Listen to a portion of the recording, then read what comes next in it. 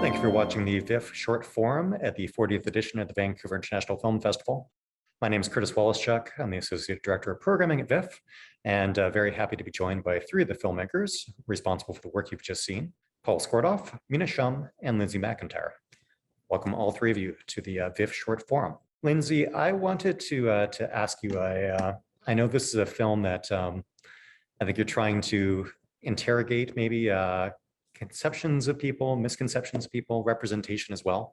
And the technique you employed ultimately with the animation approach to this, was it, maybe if you can just walk us through your conception of the project and how you came to maybe marry what at first glance looked like some disparate elements? Sure. The film was conceived to be an entirely different film, for one thing, partly informed very much by the pandemic and the structures that were needed to be in place because of circumstances around its production. So animation is a process that takes a really long time, and the way that I work with kind of like through pre-production, production, and post all at the same time, and this film was no exception to that. So often the production of the animation was informing the way in which we worked with the audio or the people that we were speaking to, for example. So the way we ended up kind of making it was that all of the audio was recorded through interviews like this one on Zoom, because it happened to happen at a time when you couldn't get together with even a single person outside of your own household. So the way in which I had intended to have the conversations around the same topics happen were supposed to be sort of semi-scripted and a little bit more kind of character-based around those bears and those toys that you see and how they move through the space. Another one of my kind of policies in filmmaking is sort of that you make the film you have. And so, it's just because I can't go back and get that shot or do this thing that I kind of have to do the best with the elements that I have at hand. And so the film that you saw is what we were able to create with those, as you said, sort of seemingly disparate elements. What was the process for you to just maybe come to terms with the fact that it wasn't going to be what you initially conceived of, what the initial conception of this piece? And were there perhaps new elements of discovery for you by going through this process that was not the original path that you had intended for it? Yeah, my whole practice, like I've made, 40 short films and I've been making films for a long time, but my whole practice is rooted in failure, and failure is a really important part of how I move through work. And I think it's the way that I learn all of the things that I do. So when one thing doesn't work, you discover more things about another element. And for example, one of the things that I discovered through making this was this idea that I was exploring, which essentially it isn't mentioned in the film, but it's was something that my grandmother taught me. It was an Inuit principle called tunganarnik, which is kind of like the practice of being open and welcoming, and the idea of Inuit welcoming other people from elsewhere. And I was interested in exploring this kind of both historically, but also in a contemporary context, and what that means both within and without of communities, because there are a lot of Inuit who live outside of the circumpolar north, right, that live all across Canada and the world. And there are some driving concepts, I'd say, that people have about Inuit, and I wanted to kind of explore some of those things. But one of the things that I discovered was that there were a very large number of Inuit who were also deeply interested in discussing these same things from their own perspective. And so that was a really rewarding element of what at first might have been like, oh, damn, we can't do that thing. But here we are, we have this other opportunity to do these things. So there were a lot of things that happened like that along the way, but I would say for the most part, for the better, always for the better. I love the idea of a practice rooted in failure. It's a lovely way to move forward. Paul, for yourself, your film 12 Hours comes on the heels of another short film you had last year that won the top short prize at TIFF. Had you intended to, I mean, this film is a film that's about the pandemic and circumstances in it and the strain on healthcare workers, or a single healthcare worker in this case. Had you wanted to make another film really quickly, or was it just the matter of circumstances of the world dictating this was a film you felt an urgency around making at this point? Yeah, probably both, Curtis. You know, kind of before we had some success with the last short, we had already submitted another script for Arts Council funding, and we were fortunate enough to receive that Arts Council funding sort of just on the eve of the film playing at TIFF, and I think maybe just a little bit after it had gotten into cans as well. So, you know, yeah, just kind of wanted to keep working. And then I think, you know, when it played at TIFF, you just had that sort of impulse to sort of double down. But that script that we had sort of sent in to the Arts Council grants was a different story. And then the kind of lead character in 12 Hours was, you know, kind of a supporting character, sort of in a different vein, but was very much on the kind of sides of the story that we wanted to tell. And then obviously, as everything changed very quickly and rapidly and for a very sustained period of time, that story felt less imperative to tell. And then, you know, as you were just kind of consuming, you know, the news and sitting in that anxiety, I felt more sort of compelled to want to make sense out of that reality. And so fortunately, we were lucky that both Ontario and the Canadian Arts Council allowed us to change course, change direction. We're quite grateful for their support as that story just sort of continued to evolve, because like my previous short, it was about work, it was about identity, it was about, you know, just these kind of sort of small moments standing for something profound. And we wanted to kind of carry that theme through to the next short. But yeah, obviously with everything that had changed over the course of 2020, we very much wanted to kind of use that as a way to kind of look at something that felt more kind of necessary and sort of in the moment. So yeah, we kind of changed course a little bit and then just got swept into this like really compelling research, and a lot of people who were really generous and patient in terms of giving us their time and their ear as we were trying to sort of write something to kind of make sense of everything that we were experiencing. If one were not familiar with Laura Sadek's work, and I mean this fully as a compliment, it feels almost as if she were a non-actor. Like there's such a wonderful naturalism to her on screen. And this space that she inhabits, this hotel room as well, just does feel like a place that someone is just going to almost literally crash each time and restore themselves. And maybe you can just talk us through a little bit the process of building that, constructing that space for her, and how, and her character as well. Yeah, Laura was a blessing, and we work with really great casting agents, Chris and Cara, who are based out of Vancouver as well. And we were fortunate enough to meet Laura. I mean, this script had two different iterations. So the first iteration of the script was I mean, the story now is quite minimal, but the first iteration was very minimal, kind of borderline experimental. And we had casted Laura for that, and then the script changed, and then we still felt like Laura would be the right fit. And she was just game from the get-go. And this is sort of in the height of COVID, you know, kind of going through its third wave, and she was in Vancouver, and the production was going to be just outside of Toronto. She was so eager and she was busy, and just, you know, like everyone's life, you're just sort of trying to find organization amidst the chaos of it all. And Laura was incredibly committed and trustworthy as well, because we didn't know, shooting days were kind of being delayed, and we didn't know if it was going to be able to take place as well. And so there was just some tremendous amount of trust that I wanted to reciprocate to Laura in terms of her process and just sort of what she brought to the character. I remember our very first conversation, she was just like, I get this, I know exactly how I want to play it. And I was like, great, like we don't need to talk about it anymore. I think I wanted to sort of be there to support Laura's process as much as possible. And I like elements like chance and discovery on set. I never want to sort of nail it in any kind of rehearsal or blocking as well. I think I was hopeful, and I very much believe that she did sort of understood the character, understand the nuance. And we talked about some of those things in a really minimal way.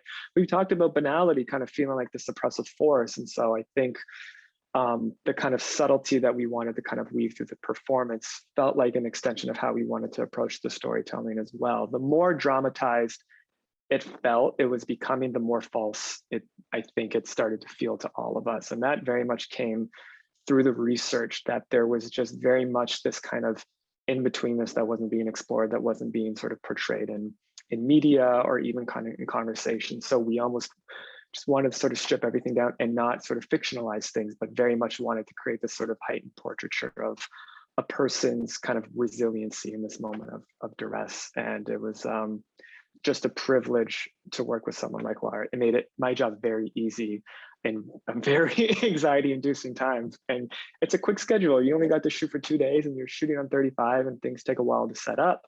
And COVID protocols slow everything down as well. So very fortunate to work with an actress of Lara's caliber who you could just honestly just get out of the way and just kind of watch her do her thing. That's all you had to do. Mina, obviously we need to talk about the casting process for your short film as well.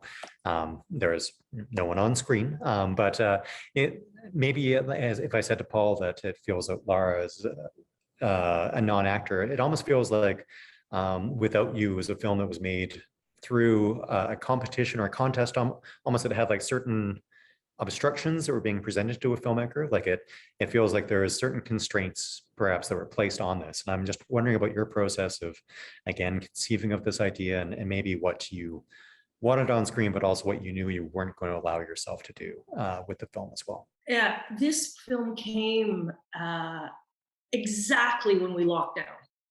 So end of March 2020. And the idea was to reach out with 8 other international female filmmakers to take a snapshot of what's happening right now. We created a big project called 1/9, but each of us had control over individual films and we could do whatever we wanted. And at first I was like, okay, I'm gonna do a movie about my mom learning how to Zoom because like she doesn't even know where to look in the camera, right?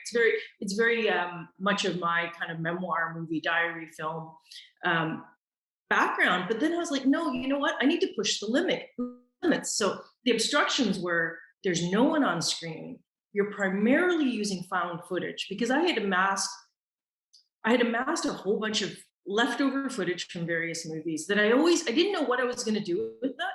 And suddenly when we got locked down, it became the opportunity. So the challenge for me was like, can you keep your narrative practice, but there's nobody on screen? Can you tell a narrative movie? And that was the challenge. And I nearly went bananas. It was, Lindsay, I really nodded when you're like, yes, trying to make films through failure. Because at one point, so it was me and Greg Middleton, the director of photography, who I've worked with many times, trying to just shoot this one scene in the film. That's the only thing that was created for this film at the moment. And we had to borrow a tripod from a neighbor, like just getting the gear. And it was just he and I. I was carrying the tripod. He was loading the tapes and taking notes, but we shot it. And then we started cutting it with another collaborator, Frank Fogno, who did the mix, the sound mix, the editing. And he came back to us and said, it doesn't work. And so we had to go reshoot the scene. This is like, we're talking about many years of experience. Greg is shooting Moon Knight after coming off of Game of Thrones. Like we're experienced humans and we couldn't figure it out. But when we saw the cut, we knew that we had to go back. So it was interesting challenge to go, what can you make pretty well by yourself? With just there was a crew of 3, well, including post-production, 3 people. And it served, I talk about this film as being kind of, it's the medicine and the offering at the same time. Because it really buoyed me to have created something that ultimately works in the end and really expressed how I felt during lockdown and how many people feel it. What's terrible is that now we're screening it in 2021, completely relevant. It's a relevant film right now. We're still going through it. So yeah, it was super fun. My partner, Brent Belke, is a composer. He scored it at home. You know, there was nothing else to do. So yeah, it was a real gift, I felt, this opportunity. I'm curious because in the early 2010s, you did like 3 short films that I think after that followed your first documentary film. And were there some freeing elements to this? Like obviously you were working in a means you'd never worked in before, but maybe some elements to the process that you could see taking forward to your next project, be it a feature length or a short. And we don't want to say you're always going to be operating under the constraints of a pandemic. Please believe me, I'm not saying that, but just maybe some of the resourcefulness or different elements like that. What happened to me as an artist when we locked down was I was walking around the neighborhood going, why am I doing this? What am I doing? Who are we? What is our purpose? What's my purpose as an artist? And so to be able to answer that with a film, I am so proud of this little movie. I know it's 5 minutes long, but it's as important to me in my process as anything I've done in the past. I don't know where it's going to take me, but it did just make me go, you have something to offer with the footage that you have at home as a storyteller. It gave me a purpose. So will it, I think everything I've done, and Lindsay, certainly you've done so much work, and Paul, I mean, anything you've done accumulates into whatever you're doing. I don't even know the outcome of that. I don't know the answer to that yet. Lindsay, you mentioned, this is moving you into the 40s in terms of number of short films you've made, but I know this one does deal, or as someone who comes is of Inuk heritage yourself, as an outsider, I perceive it to be a personal work for you as well, and wondering where it kind of does it sit with a certain amount of significance for you in your own practice as an artist, or as a storyteller, or as a piece of self-examination for you? What does this film maybe signify for yourself at this stage of your creative practice? Yeah, absolutely. I think all the work that I make is very, very personal. It's sometimes whether or not I know it or not. So I make work to process things that I'm dealing with. And so the subject matter is about the idea of belonging or not belonging to a community is something that I think a lot of Indigenous people and Inuit people are dealing with or thinking about as they move through the world. And you can hear some of the other Inuit in the film kind of reflecting on those experiences as well. But the film is significant in a number of other ways as well. One of those is that I started working kind of around this time with mentees, I should say. So bringing people into my projects. I used to think, well, I mean, I want to give back, and I do. I teach and I do all sorts of things, but to bring people into my creative process, which is a very vulnerable space, was something that I was like, well, I need to be fancier or more important or whatever. Like I need to be more successful before I do those sorts of things. But just to realize that, no, you know what, I need to hold open the door for others as I walk through it is a really big part of it. So I had all kinds of other people helping to make this film, which is a very new thing for me, to open up my practice to other people. I mean, in some of my other films, I'm the writer, editor, director, producer. I'm creating the film stock. I'm hand processing it. I'm doing literally everything. This time was a very new experience to open that up and bring people in. And I don't know if I was on camera at that time, but my young daughter darted into the camera here and left again. And even she helped to animate some of those cells, which was just so wonderful that there was this component of it that could be shared amongst other people as well, that could contribute in this particular kind of way, in this very, very personal work. So, but it also is topically very related to some things that I've been processing around my family story. And those things are being developed into narratives, and a narrative feature film actually called The Words We Can't Speak. So in a way, this is like, a way of processing some of those feelings that are critical elements of other stories that I'm telling and interested in telling in a variety of forms. Paul, for yourself as well. I mean, Mina mentioned how Without You is as relevant now as it was when made a year and a half ago. And as we enter new waves or find ourselves amidst new waves of COVID and the strain on the healthcare system, but also the people who are sometimes faceless in being part of that system, obviously feeling new levels of strain. I know this film just had its world premiere at TIFF, but it must feel like it's really born of this moment once again, even if it was shot months ago. Yeah, absolutely.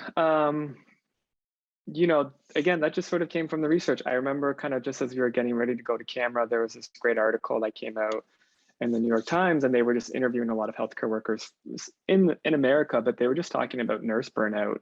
And I remember there was this one really like heartbreaking line where someone said, "I don't want to be a hero, I want to be alive." And I was just like, that was that tension. It was that sort of like forced selflessness of sort of people who lose themselves at, you know, the sort of, I guess, be at the sort of need of others. And just, I don't know, just that sort of situation you were sort of, you know, a lot of these people were unwillingly sort of thrusted into, not necessarily unwillingly, a lot of them did it commendably as well. But just that sort of tension, I think, was the sort of ultimate kind of emotional strain that we really wanted to explore. What are the limits of kind of like selflessness? At what point do you need to start kind of putting yourself before the needs of others? And I think that was the thing that just kept popping up in the research. The more healthcare workers we spoke with, that was the thing. It was that routine that they had to sort of undertake, and the sort of living arrangements that they had to coordinate. You know, everything was being done to sort of care for the needs of others. And then it's just like, at what point do you start to lose this kind of sense of self? So yeah, it's, you know, it's heartening to continue to see this kind of resiliency in terms of how relevant this kind of storyline continues to be. You know, and then obviously outside of that, we thought that the situation of what COVID has done has just also framed something universal that's always going to be there in terms of this kind of, I don't know, putting the needs of others before yourself, just these kind of like relationships that feel more like a strain than they do feel like a kind of anecdote. So yeah, it's, I hope that it starts to lessen at some point in terms of our ability to kind of move forward and move through this, as we will continue to do. But yeah, I know it's hard to like, how do you feel about like the fact that this is kind of what was alluded to earlier, is like, it's 2021 and we're still in it, you know? So I don't know, it's just more questions, I suppose, than answers that you can frame. And finally, as we wrap up, Mina, I know, you know, your films have so often kind of featured Vancouver as a character, and there are scenes of the city in some senses and without you as well. And wondering if, you know, as you said, kind of like revisiting this footage, this found footage you had from lost projects, did it alter your relationship with the city at all, or just how you saw the city in some respects, like looking back at this footage from other projects? No, there's interiors, there's exteriors, but it's a time that I think we've all kind of assessed our relationships with the spaces we inhabit, be it inside or outside in the streets or in the parks. I'm always looking for signs to keep going, just in my everyday. And when we were locked down initially, I was out of the country. Trudeau said, "Fly back." And so I came home and I literally walked into the park that's featured in the film. And a man in the hospice and we waved to each other. And of course, I immediately started crying. Because it was a grief for what we were going through, but he's in a hospice. There's only one way to get out of that hospice, right? You die. So to me, it was such a gift on my doorstep of a story to tell that could touch us at this point. So I'm constantly, there's a line in the movie, "Want what you have." And that is not, that's become more relevant to me every single day as we do this. It's like, you know, I'm kissing the ground that we're on, because I mean, in Vancouver, we fared okay. Like, you know, there's some feelings of safety. Mostly we felt pretty safe. And also I was able, like, the fact that we could make work at all. So I'm more grateful than ever for this place, because I'm at home writing movies now, and the inspiration has to be outside my door, because there's no other option, or else you're making movies about movies you've seen. So it really is me going out into the land and interacting with it.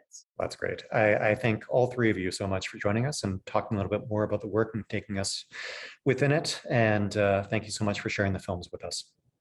Thank you. My pleasure. Thank Thank you. you, Curtis.